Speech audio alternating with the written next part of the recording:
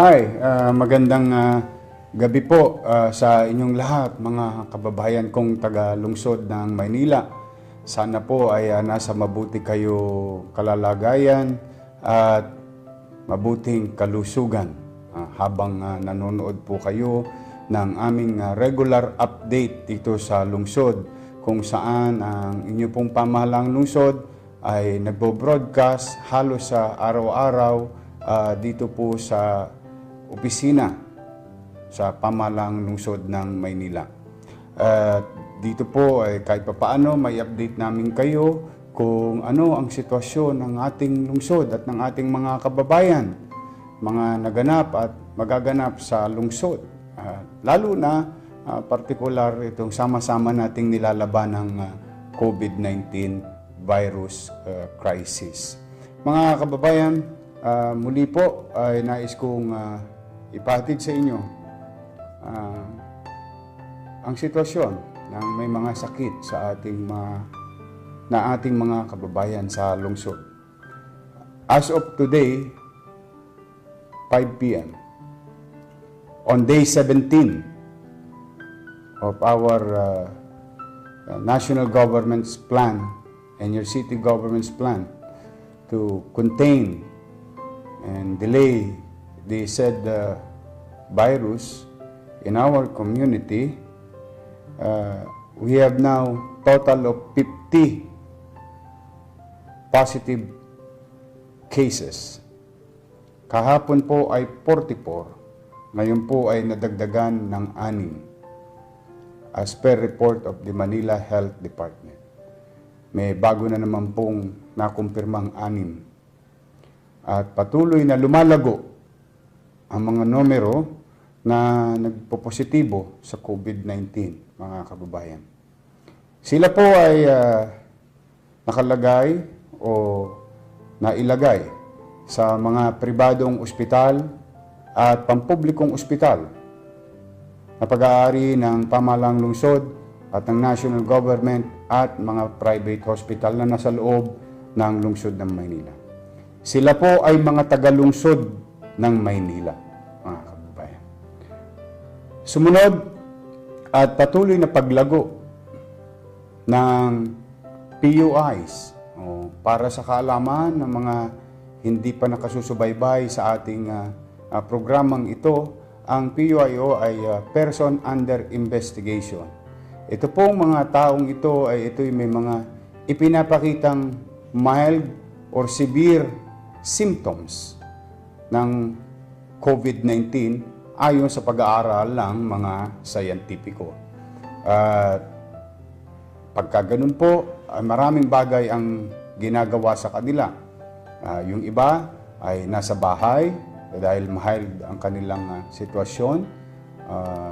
Yung iba naman ay nailagay sa ating ospital, partikular na sa Santa Ana Hospital. No?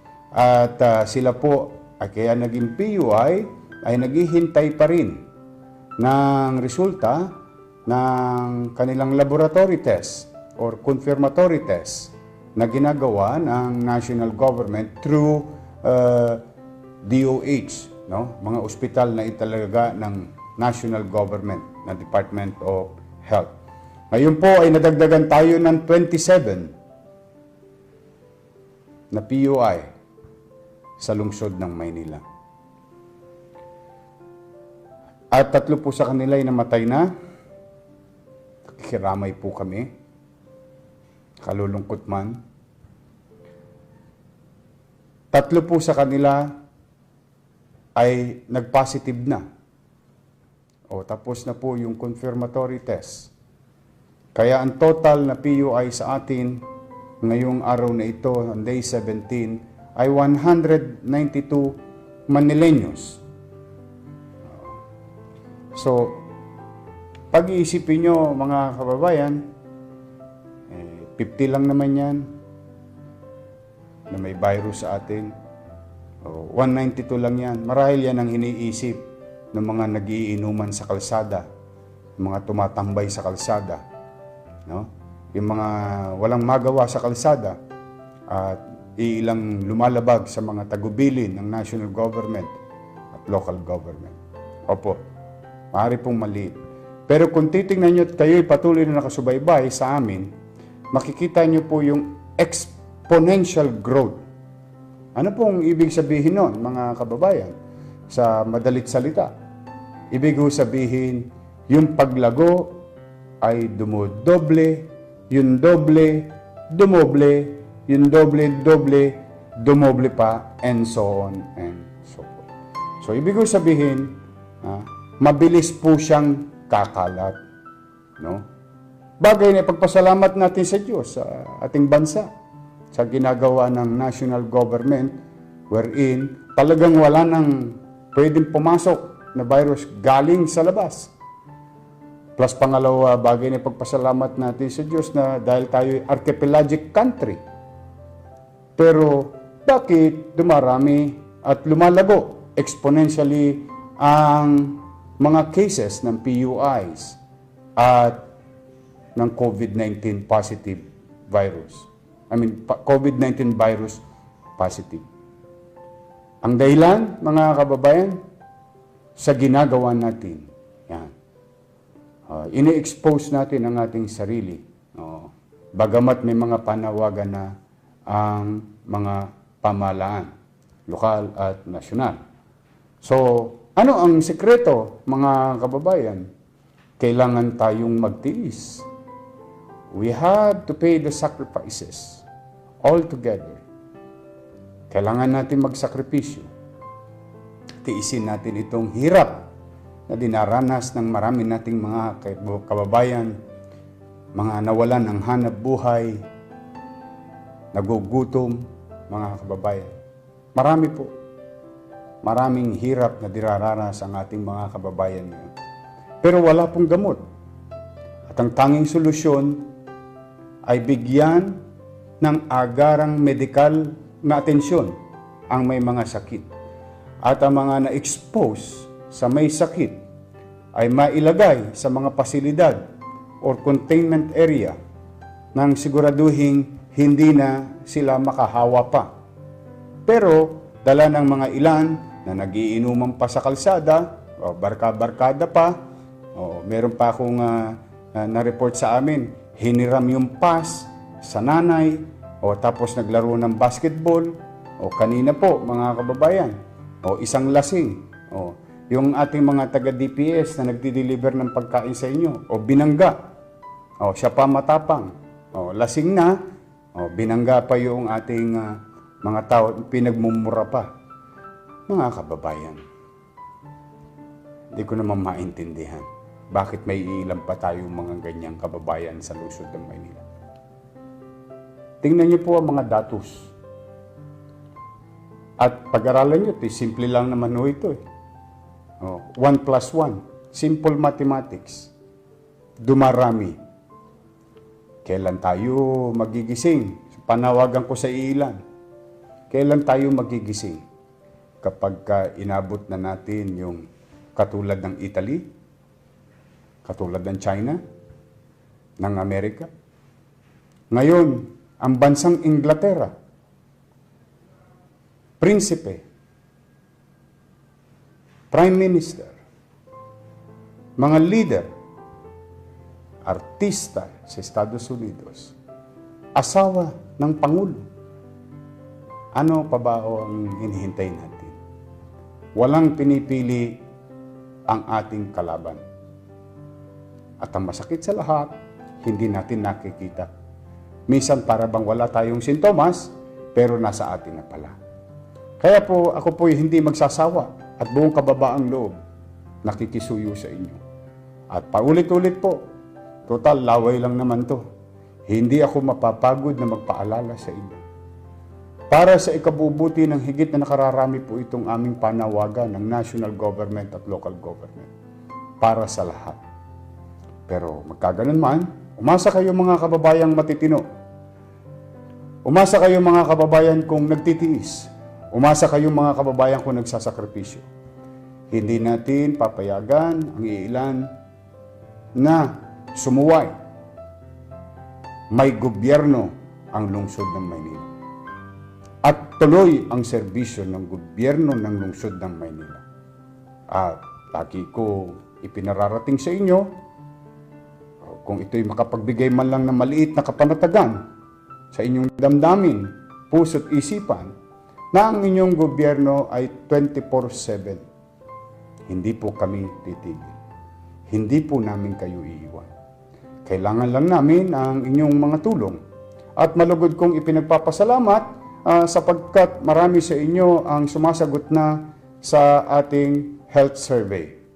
Para po sa inyong kaalaman, sa mga bago lamang nakapanood ng aming panawagan, kami po ay may health survey kung saan pinipilit naming abutin ang 1.8 million or about 1.1 million na mga tagalungsod ng Maynila.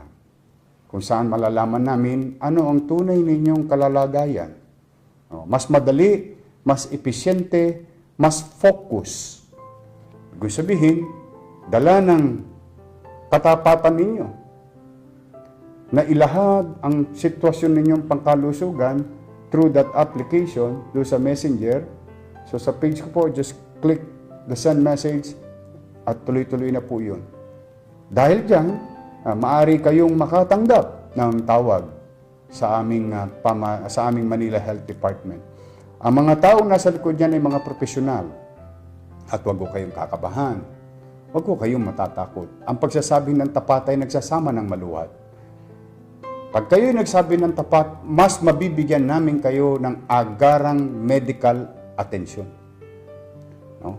Ibig sabihin, kayo ay may dadala na namin sa dapat na kalalagyan. At one way or another, mapoproteksyonan nyo din ang inyong mga mahal sa buhay sa loob ng bahay. So, yan po mga kababayan, no?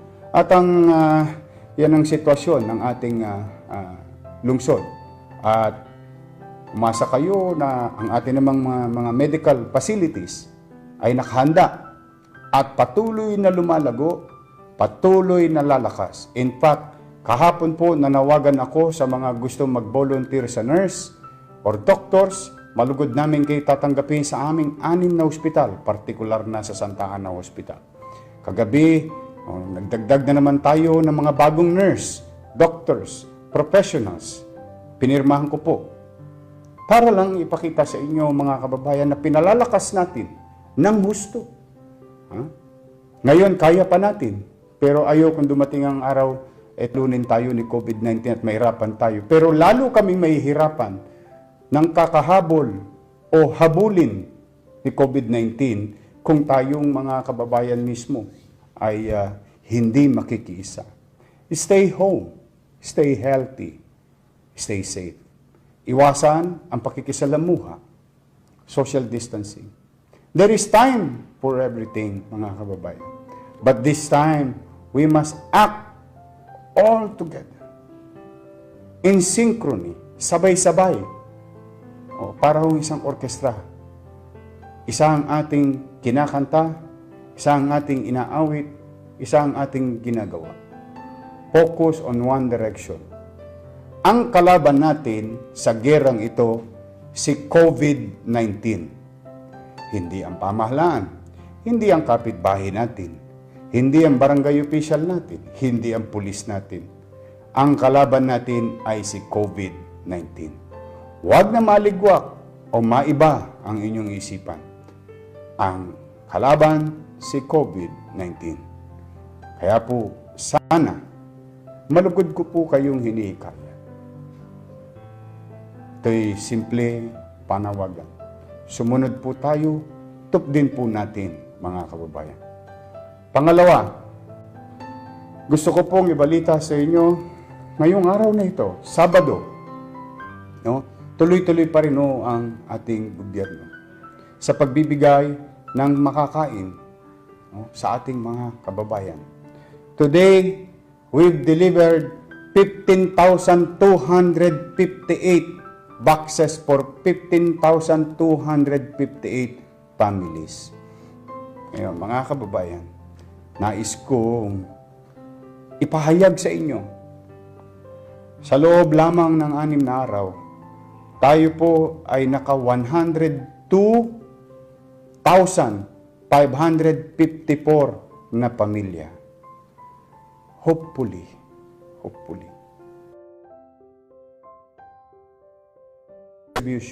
ipinagpapasalamat ko sa taong bayan na nanonood nitong ating mga panawagan.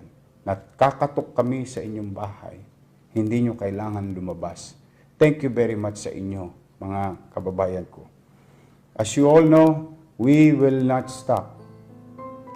Picture speaks 1,000 words. We do it during the morning, in the afternoon, sa umaga, tanghali, hapon, gabi, madaling araw. Pag may dumating na supplies, deliver agad. Wala na pong patagalan. In fact, yung aming isang bodega, no? Ang ginawa po namin, kaysa maghintay naman, kami na po nag-repack. At ngayon, habang nag-uusap tayo, may awa ang Diyos. Aming pong pupunan ang isang malaking lugar. Napakalaki na lugar ng mga mahihirap nating kababayan. Pinupunan po natin yung kanilang pangangailangan. 24,000 families. Isang barangay lang yun. And we're doing overnight. Kulang lang po ng ilang piraso, hindi ko na po pinakakahon. Ngayon, kung sakali naman, halimbawa mga kababayan, para wag magkalituhan, yung ibang box na nakukuha nyo, DSWD, galing po yun sa national government. Higit sa lahat yung maraming box na nakikita ninyo, City of Manila. Galing po yun sa City of Manila. Yung mga bigas at mga dilat naka-plastic, galing po yun sa siyudad ng Maynila at sa mga nagdo-donate sa lungsod ng Maynila. We're really trying to pull. Hinihila namin lahat, hinihigop namin lahat ang mga resources para matugunan natin ang pangangailangan ninyo. Wala na pong problema sa pagbibigay. Ang problema na lang ay yung ibibigay, mga kababayan. Kaya po naging epesyente naman. At maraming salamat sa mga barangay officials. At maraming salamat sa ating mga volunteer, sa Liga ng mga Barangay, sa MSWD, DEP or Department of Engineering, headed by Engineer Andres, DPS, headed by Kenneth Amorao. Kahit na sa kabila ng merong sumakabilang buhay na bahagi ng pamahalaan na taga-DPS, dala ng pagtulong sa pagbuhat, pag-repack, paglagay sa truck, pag-deliver. Sumakabilang buhay siya. Nakikiramay po kami. We will attend to you as soon as possible. So, mga kababayan, we will try to reach you. We will try. In our own little way. In our own little way. Hindi po namin kayo iiwan. We will be here. I will be here. 24/7, mga kababayan. So, yan po, 100,000 at 2,554 na pamilya na po ang naabot natin. Marami pa. Marami pa. Marami pa. Kaya po, pipilitin namin. As long as the supplies dumating, we will deliver as soon as possible. Huwag nyo na lamang pong pagsisilosan. Hindi po namin iniisip na kung ano ang itsura ng packaging. As long as dumating, we will deliver, mga kababayan. Yan po ang isang bagay na gagawin ng inyong pamahalaang lungsod. Habang binubuhos din natin ang ating atensyon, partikular sa ating health sector. So, sa mga tumulong naman, no? Kahapon sa DSWD, nagbigay sila ng 3,500 boxes. Ngayon, nais kong pasalamatan and I hope you keep it coming, no? Sa ating mga donors, Armida Artes, 10,200 pieces balot. ABS-CBN Lingkod Kapamilya ulit, 39 boxes Safeguard, 14 boxes Mega Sardines, 195 pieces Bear Brand Milk, 450 pieces pack of Jollibee, 35 boxes Rebisco Biscuits, 132 boxes Great Taste Coffee, 121 boxes Shampoo Sachet. Sa Philippine Society of Baking, 2,000 buns. Thank you very much po.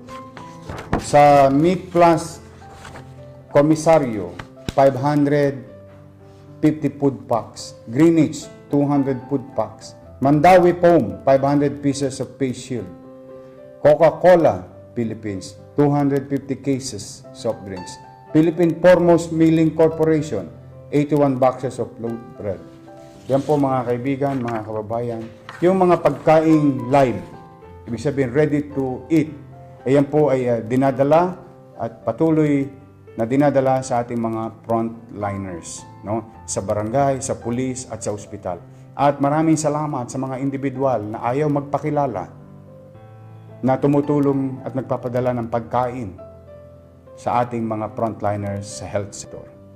So, muli, sa ating mga frontliners na nanonood ngayon, sa mga pamilya ng frontliners na nanonood ngayon, lalo na sa health sector, pampubliko man o pribado, I, your mayor, grateful to you.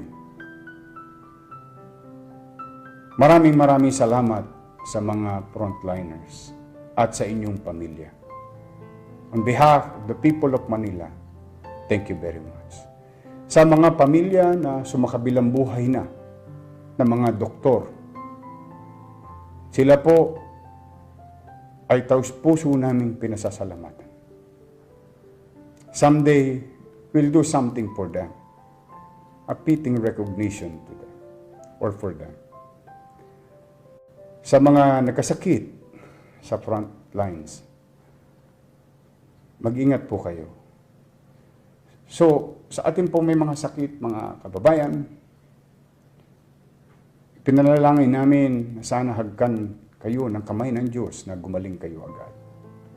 Sa mga nahihirapan, bigyan sana kayo ng kaluwagan ng Panginoon Diyos at makaahon tayo sa ating kinalalagyan. Again, sa mga frontliners, police, barangay officials, and particularly health sectors, mga doctors and nurse and medical staff,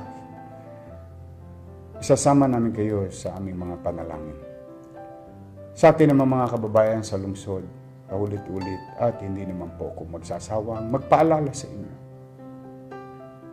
Walang magmamalasakit sa ating mga batang Maynila, kundi tayo rin kapwa batang Maynila. Kaya nawa, lagi kong hinihiling ang pakikiisa ninyo. Tulungan niyo po kaming tulungan namin kayo. We cannot do this on our own. We need everybody's cooperation. So muli, hanggang dito na po muna. Antabayanan niyo po ang susunod naming update at huwag kayong mag-alala. Wala tayong ikukubli. Ang ating kainan at ang ating tagumpay bilang mga batang Maynila ay patuloy niyong maririnig